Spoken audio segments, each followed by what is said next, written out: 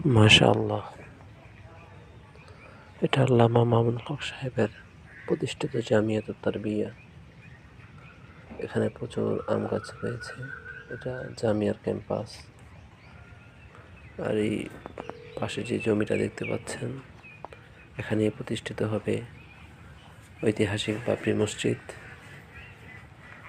বাবরি মসজিদের জন্য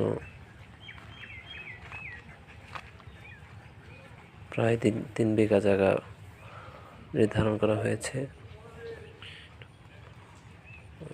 আম গাছগুলোতে দেখুন প্রচুর আম ধরেছে, প্রচুর আম, সুন্দর সুন্দর টসটসে আম। আপনারা এখানে এসে দেখে যেতে পারেন। অত্যন্ত পরিবেশমুখর একটি ক্যাম্পাস, প্রাকৃতিক পরিবেশ।